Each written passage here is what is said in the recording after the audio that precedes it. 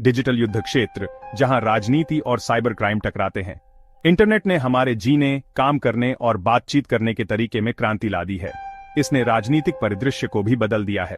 राजनीतिक अभियान अब सोशल मीडिया पर बहुत अधिक निर्भर करते हैं। सरकारें नागरिकों से संवाद करने के लिए ऑनलाइन प्लेटफॉर्म का उपयोग करती हैं। अंतर्राष्ट्रीय संबंध तेजी से डिजिटल क्षेत्र में संचालित हो रहे हैं। इस डिजिटल परिवर्तन ने राजनीतिक जुड़ाव के नए अवसर पैदा किए हैं। हालांकि इसने साइबर क्राइम के लिए नई कमजोरियां भी खोल दी हैं। साइबर अपराधी और राज्य प्रायोजित तत्व इन कमजोरियों का फायदा उठा रहे हैं। उनका उद्देश्य राजनीतिक प्रक्रियाओं में हेरफेर करना और सरकारों को अस्थिर करना है। चुनावों, राजनीतिक दलों और सरकारी संस्थानों को निशाना बनाने वाले साइबर हमले बढ़ रहे हैं। ये हमले लोकतंत्र और राष्ट्रीय सुरक्षा की नींव को ही खतरे में डालते हैं। इंटरनेट की आपस में जुड़ी प्रकृति का मतलब है कि साइबर हमले दुनिया में कहीं से भी हो सकते हैं। विशिष्ट कारकों के लिए उन्हें विशेषता देना मुश्किल हो सकता है। यह कानून प्रवर्तन और खुफिया एजेंसियों के लिए महत्वपूर्ण चुनौतियां पेश करता है। जैसे जैसे तकनीक आगे बढ़ती है, वैसे वैसे साइबर अपराधियों के उपकरण और रणनीति भी आगे बढ़ती है। ये सरकारों, संगठनों और व्यक्तियों के लिए साइबर सुरक्षा में आगे रहने के लिए महत्वपूर्ण बनाता है। पसंद के हथियार, हैकिंग, दुष्प्रचार और हेरफेर। साइबर अपराधी राजनीतिक व्यवस्थाओं को निशाना बनाने के लिए कई तरह के हथकंडे अपनाते हैं। हैकिंग सबसे आम तरीकों में से एक है। हैकर्स कंप्यूटर सिस्टम और नेटवर्क तक अनधिकृत पहुंच प्राप्त कर सकते हैं। यह उन्हें संवेदनशील डेटा चोरी करने, संचालन को बाधित करने और यहां तक कि जानकारी को बदलने की अनुमति देता है। चुनावों के संदर्भ में मतदाता पंजीकरण डेटाबेस, वोटिंग मशीन और चुनाव बुनियादी ढांचे को लक्षित करने के लिए हैकिंग का उपयोग किया जा सकता है। दुष्प्रचार अभियान एक और शक्तिशाली हथियार है। ये अभियान जनता की राय को प्रभावित करने और कलह बोने के लिए झूठी या भ्रामक जानकारी फैलाते हैं। सोशल मीडिया प्लेटफॉर्म दुष्प्रचार के लिए प्रजनन स्थल बन गए हैं। वे दुर्भावनापूर्ण तत्वों को प्रचार फैलाने और आसानी से सार्वजनिक प्रवचन में हेरफेर करने की अनुमति देते हैं। साइबर अपराधी ऑनलाइन हेरफेर में भी संलग्न होते हैं। यह कई रूप ले सकता है, जिसमें कुछ संदेशों को बढ़ाने के लिए बॉट्स का उपयोग, प्रचार फैलाने के लिए नकली सोशल मीडिया अकाउंट बनाना और मतदाताओं में हेरफेर करने के लिए लक्षित विज्ञापन का उपयोग शामिल है। इन युक्तियों का राजनीतिक विमर्श पर महत्वपूर्ण प्रभाव पड़ सकता है। वे लोकतांत्रिक संस्थाओं में विश्वास को कम आंक सकते हैं। 2016 का अमेरिकी राष्ट्रपति चुनाव साइबर क्राइम और राजनीति के इतिहास में एक महत्वपूर्ण क्षण था। इसने इस बात पर प्रकाश डाला कि विदेशी सरकारें लोकतांत्रिक प्रक्रियाओं में हस्तक्षेप करने के लिए साइबर हमलों का किस हद तक इस्तेमाल कर सकती हैं। अमेरिकी खुफिया समुदाय ने निष्कर्ष निकाला कि रूसी सरकार ने हिलेरी क्लिंटन पर डोनाल्ड ट्रंप का पक्ष लेने के लिए ठोस प्रयास में चुनाव में हस्तक्षेप किया। रूसी हस्तक्षेप ने कई रूप लिए। रूसी हैकरों ने डेमोक्रेटिक और रिपब्लिकन नेशनल कमेटी दोनों को निशाना बनाया, लेकिन उन्होंने केवल डेमोक्रेट से चुराई गई जानकारी जारी की। उन्होंने दुष्प्रचार और दुष्प्रचार फैलाने के लिए सोशल मीडिया का इस्तेमाल किया। वे मतदाता दमन के प्रयासों में भी लगे रहे। रूसी हस्तक्षेप के प्रभाव पर अभी भी बहस हो रही है। हालांकि इसमें कोई संदेह नहीं है कि चुनाव पर इसका महत्वपूर्ण प्रभाव पड़ा। 2016 का चुनाव संयुक्त राज्य अमेरिका और दुनिया भर के अन्य लोकतंत्रों के लिए एक चेतावनी के रूप में कार्य करता है। इसने चुनावों को विदेशी हस्तक्षेप से बचाने के लिए अधिक से अधिक साइबर सुरक्षा उपायों की आवश्यकता पर प्रकाश डाला। इसने दुष्प्रचार का मुकाबला करने के लिए मीडिया साक्षरता और आलोचनात्मक सोच कौशल के महत्व को भी रेखांकित किया।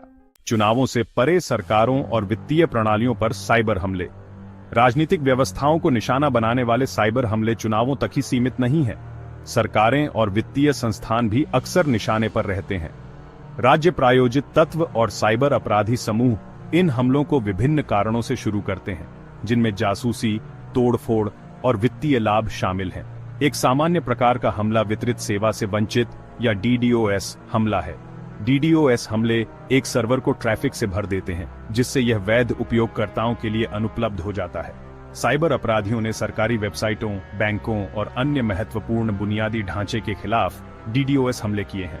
एक और आम युक्ति रैंसमवेयर है। रैंसमवेयर हमलों में पीड़ित की फाइलों को एन्क्रिप्ट करना और उनकी रिहाई के लिए फिरौती की मांग करना शामिल है। हाल के वर्षों में अस्पतालों, स्कूलों और स्थानीय सरकारों को निशाना बनाने वाले रैनसमवेयर हमलों में वृद्धि हुई है। इन हमलों का आवश्यक सेवाओं पर विनाशकारी प्रभाव पड़ सकता है। खंड 5।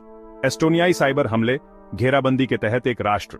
2007 में एस्टोनिया साइबर हमलों की एक श्रृंखला का लक्ष्य था, जिसने इसकी सरकार, बैंकों और मीडिया आउटलेट्स को पंगु बना दिया।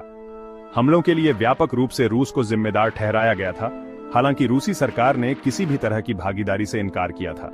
एस्टोनिया द्वारा सोवियत युग के युद्ध स्मारक को स्थानांतरित करने के बाद हमले शुरू हुए। इसने एस्टोनिया और रूस में जातीय रूसियों के बीच आक्रोश फैला दिया। एस्टोनिया पर साइबर हमले अपने पैमाने और परिष्कार में अभूतपूर्व थे। उन्होंने साइबर युद्ध के लिए छोटे, तकनीकी रूप से उन्नत देशों की भी भेद्यता का प्रदर्शन किया। हमलों ने साइबर हमलों को विशेषता देने और प्रभावी ढंग से उनका जवाब देने में कठिनाई को भी उजागर किया। एस्टोनियाई साइबर हमले नाटो और यूरोपीय संघ के लिए एक वेकअप कॉल के रूप में कार्य करते हैं। उन्होंने नई साइबर सुरक्षा पहलों के निर्माण और साइबर हमलों को रोकने और उनका जवाब देने के लिए नई रणनीतियों के विकास का नेतृत्व किया। खंड 6। बांग्लादेश बैंक डकैती, साइबर क्राइम की वैश्विक पहुंच। 16 में हैकरों ने federal reserve bank of New York में बांग्लादेश बैंक के खाते से $8 करोड़ की चोरी की। हैकरों ने स्विफ्ट या society for world wide interbank financial telecommunication messaging system में कमजोरियों का फायदा उठाया। उन्होंने इसका इस्तेमाल फिलीपींस और श्रीलंका के खातों में फंड ट्रांसफर करने के लिए किया। बांग्लादेश बैंक डकैती इतिहास की सबसे बड़ी और सबसे दुस्साहसी साइबर डकैतियों में से एक थी। इसने साइबर अपराध के लिए वैश्विक वित्तीय प्रणाली की कमजोरियों को उजागर किया। डकैती ने साइबर अपराध की जांच और मुकदमा चलाने में अंतर्राष्ट्रीय सहयोग की चुनौतियों को भी रेखांकित किया। बांग्लादेश बैंक डकैती के दूरगामी परिणाम हुए। इसने स्विफ्ट प्रणाली की जांच बढ़ा दी और वित्तीय क्षेत्र में अधिक से अधिक साइबर सुरक्षा उपायों का आह्वान किया। इसने साइबर अपराध से निपटने में अधिक से अधिक अंतर्राष्ट्रीय सहयोग की आवश्यकता पर भी प्रकाश डाला। खंड 7। फाइटिंग बैक, साइबर सुरक्षा उपाय और अंतर्राष्ट्रीय सहयोग। सरकारों, संगठनों और व्यक्तियों को साइबर हमलों से खुद को बचाने के लिए कदम उठाने चाहिए। इसमें मजबूत साइबर सुरक्षा उपायों को लागू करना शामिल है, जैसे कि फायरवॉल, घुसपैठ का पता लगाने वाले सिस्टम और बहुकारक प्रमाणीकरण। इसमें उपयोगकर्ताओं को साइबर सुरक्षा की सर्वोत्तम प्रथाओं के बारे में शिक्षित करना भी शामिल है, जैसे कि मजबूत पासवर्ड बनाना और फिशिंग घोटालों से सावधान रहना। साइबर अपराध से निपटने के लिए अंतर्राष्ट्रीय सहयोग जरूरी है। इसमें खतरों के बारे में जानकारी साझा करना, हमलों के प्रति प्रतिक्रियाओं का समन्वय करना और साइबर स्पेस के लिए अंतर्राष्ट्रीय मानदंड और मानक विकसित करना शामिल है। साइबर अपराध की चुनौतियों का समाधान करने के लिए कई अंतर्राष्ट्रीय संगठन काम कर रहे हैं। इनमें संयुक्त राष्ट्र, अंतर्राष्ट्रीय दूरसंचार संघ और यूरोप की परिषद शामिल हैं। सरकारें और निजी कंपनियां साइबर सुरक्षा में भारी निवेश कर रही हैं। वे साइबर अपराध के बढ़ते खतरे का मुकाबला करने के लिए नई तकनीकों और रणनीतियों का विकास कर रहे हैं। हालांकि साइबर अपराध के खिलाफ लड़ाई जारी है। जैसे जैसे तकनीक आगे बढ़ती है, वैसे वैसे साइबर अपराधियों के उपकरण और रणनीति भी आगे बढ़ती है। खंड 8। साइबर अपराध का भविष्य, एआई, डीप फेक और सतर्कता की आवश्यकता। साइबर अपराध का भविष्य उभरती प्रौद्योगिकियों जैसे आर्टिफिशियल इंटेलिजेंस और डीप फेक द्वारा आकार लेने की संभावना है। एआई का उपयोग हमलों को स्वचालित करने के लिए किया जा सकता है, जिससे उनका बचाव करना अधिक परिष्कृत और कठिन हो जाता है। डीप फेक यथार्थवादी दिखने वाले वीडियो या ऑडियो रिकॉर्डिंग हैं, जिन्हें कुछ ऐसा दिखाने के लिए हेरफेर किया गया है जो वास्तव में नहीं हुआ। डीपफेक का इस्तेमाल दुष्प्रचार फैलाने, जनता की राय में हेरफेर करने और यहां तक कि हिंसा भड़काने के लिए किया जा सकता है। जैसे जैसे साइबर अपराध और अधिक परिष्कृत होता जाता है, व्यक्तियों के लिए सतर्क रहना पहले से कहीं अधिक महत्वपूर्ण होगा। इसमें नवीनतम खतरों के बारे में पता होना, अच्छी साइबर स्वच्छता का अभ्यास करना और ऑनलाइन सामना की जाने वाली जानकारी के बारे में गंभीरता से सोचना शामिल है। साइबर अपराध के खिलाफ लड़ाई एक साझा जिम्मेदारी है।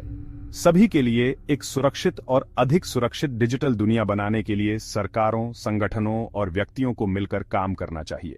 खंड 9। डिजिटल युग में हमारी भूमिका, साक्षरता और कार्रवाई के माध्यम से लोकतंत्र की रक्षा करना। डिजिटल युग में हम सभी इंटरनेट के नागरिक हैं। ऑनलाइन स्थानों की अखंडता की रक्षा करना और यह सुनिश्चित करना हमारी जिम्मेदारी है कि उनका उपयोग लोकतंत्र को कमजोर करने के लिए न किया जाए। हम जिम्मेदार ऑनलाइन व्यवहार में शामिल होकर और साइबर अपराध से निपटने के प्रयासों का समर्थन करके ऐसा कर सकते हैं। डिजिटल साक्षरता आवश्यक है। इसमें ऑनलाइन जानकारी का आलोचनात्मक मूल्यांकन और साइबर खतरों से सुरक्षा शामिल है। हम सभी ऑनलाइन पाठ्यक्रम लेकर और कार्यशालाओं में भाग लेकर अपनी डिजिटल साक्षरता में सुधार कर सकते हैं। जिम्मेदार ऑनलाइन व्यवहार में शामिल होकर लोकतंत्र की रक्षा करें। इसमें जानकारी साझा करने से पहले पुष्टि करना और ऑनलाइन उत्पीड़न की रिपोर्ट करना शामिल है। जिम्मेदार डिजिटल नागरिक बनकर हम एक अधिक नागरिक और उत्पादक ऑनलाइन वातावरण बना सकते हैं। अगर आप साइबर सिक्योरिटी, एथिकल हैकिंग और इस बढ़ती हुई डिजिटल दुनिया में सुरक्षित रहने के तरीके के बारे में ज्यादा जानना चाहते हैं, तो सब्सक्राइब बटन दबाना न भूलें और नोटिफिकेशन ऑन कर लें, क्योंकि इस चैनल पर हम आपको वह ज्ञान और उपकरण देने के लिए प्रतिबद्ध हैं, जिनकी आपको डिजिटल दुनिया में सुरक्षित और सिक्योर तरीके से आगे बढ़ने के लिए जरूरत है। सावधान रहें, सुरक्षित रहें।